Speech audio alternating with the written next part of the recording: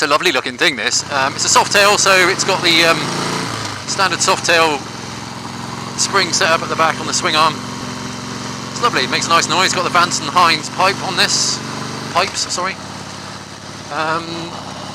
It does feel...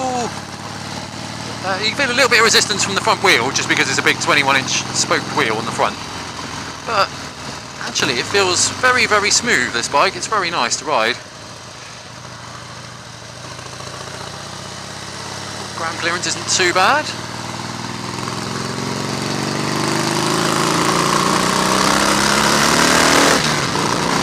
And the gearbox seems a little bit nicer as well. Well, the gear change at least, anyway.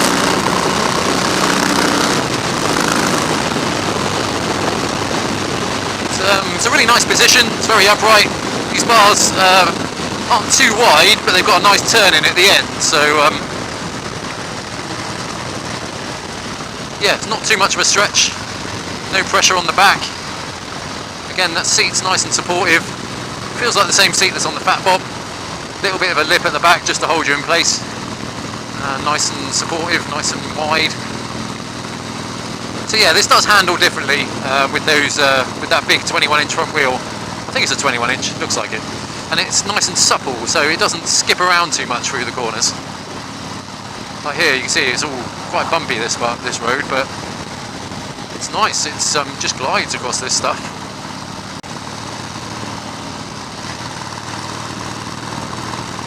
Yeah, this is really nice. I like this. So compared to the Diners, yeah, these Softails don't handle quite as well. There's a little bit more movement in the back end when you go around a corner, but not to the point where it feels dangerous or unrideable. Just you feel a little bit more shimmying. Doesn't feel quite as stable through the corner.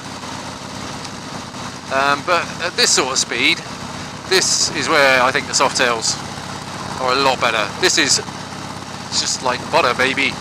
It's really smooth. Like right now I can feel the vibration a bit through my backside, but there's very, very little vibration through the pegs. Hardly anything through the hands. It's good. You still get the vibrations when you rev it. You still get the noise. You still got the whole position, the looks, but you just don't have that sort of uncomfortable vibration. What the hell is that? Right? Not sure what that was, but it was ugly as fuck. Mind you, he might have been saying the same thing about this. I happen to think this is a very handsome bike.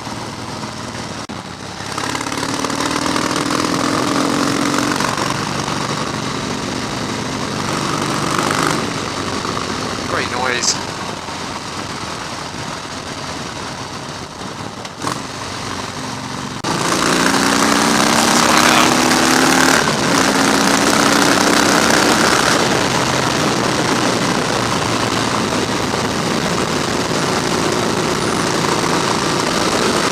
Comfortable doing fast cornering, just mainly because of the size of the front wheel, I think.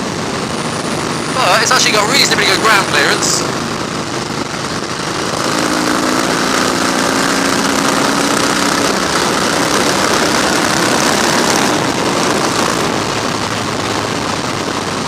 Yeah, that's fun. Again, not really designed for that kind of riding, but it can do it. Again, with these Softails, you can just jump on them and go. It's so easy. Like you hear about stories of Harleys of old where people literally had to hang on for dear life because if they let go of the bars it would just tank slap and crash. Now, like, you just cruise along on this, no hands. It's perfectly stable. Front end is really compliant.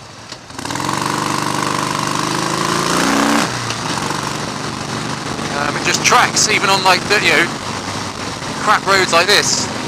Tracks really well just in the middle of the road. This road's all broken up, patchy, but this bike's just dealing with it.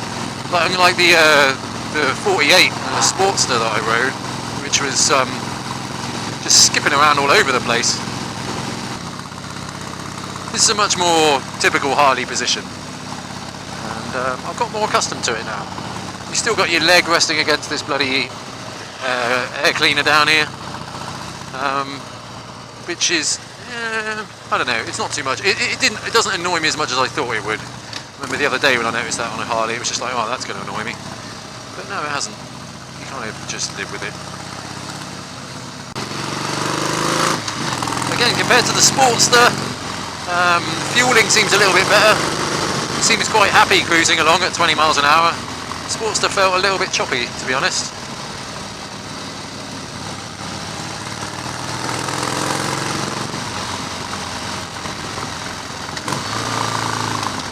It's funny, I've never always been a massive fan of chrome, but when you're out in the countryside on a nice sunny day like this, and you can see all the clouds and the sun reflected in the chrome, it's nice. I like it. Yeah, the thing I've noticed with Softails is when you do try and get on the power early, coming out the corner, they don't really like it very much. They do tend to sort of give you a little bit of a wobble. It doesn't ever feel like it's out of control, but you just get like a little wobble. Like there. It's kind of good. It kind of means like, that's it, but no further. That's your limit. And it's fun.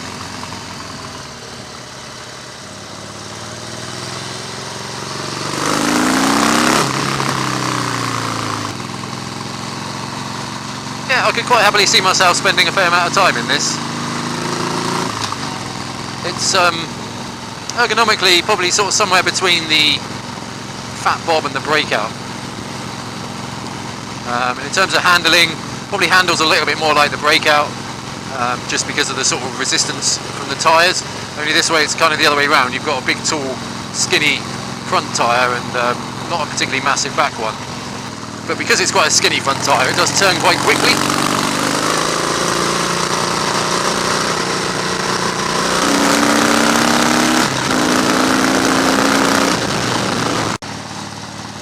Here's the interesting thing about Harleys is they kind of have quite a wide appeal. Everyone knows what a Harley is. So even if you're not into bikes, people can look at you straight away and go, oh, that's a Harley. And everyone seems to love them. Like non-bikers anyway. And when you're riding a sport bike, no one really gives you a lot of love when you're out on the streets. When you're riding a Harley, people look at you and point at you, and most of the time they seem to be smiling. People just get a lot of pleasure just from looking at this thing and commenting on it.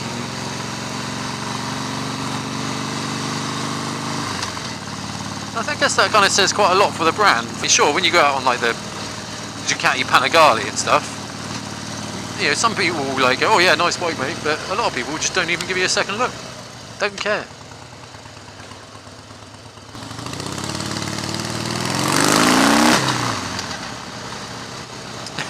It's just good fun, just coming out of junctions and just blipping the throttle and stuff like that.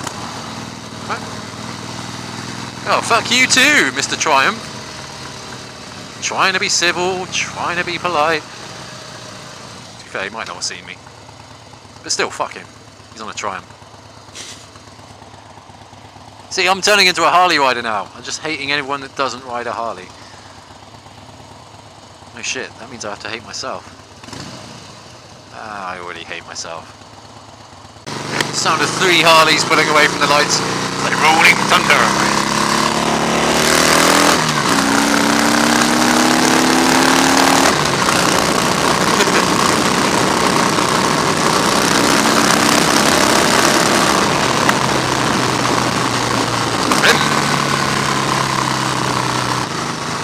Honestly, if you've never ridden a Harley before, just go and do it. Even if you don't like him, even if you think, nah, I'll blatantly hate it, just do it. You won't know unless you try. There's nothing to be scared about. It's easy to ride. And you never know, you might actually enjoy it. I was fairly sceptical of cruisers and fairly critical of cruisers and Harleys in the past. And I've since ridden a few, and I think some of my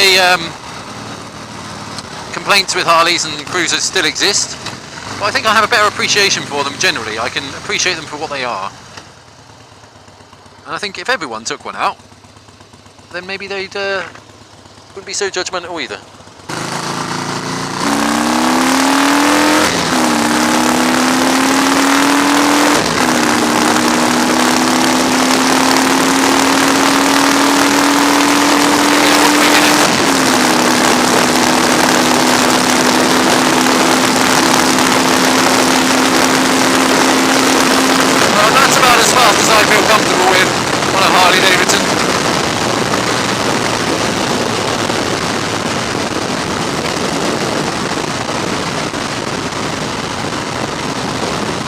designed, flat out speed. But interestingly then, cruising at some miles an hour, the wind protection wasn't too bad actually. I wasn't getting like ripped off the thing. It's a funny thing with these bikes, once you get up to speed, you kind of act as a sort of sail. The wind just gets underneath you and picks you up. And it kind of lifts your feet off the pegs sometimes. But then again, that's a reminder that you probably shouldn't be going this quickly. Slow down a bit.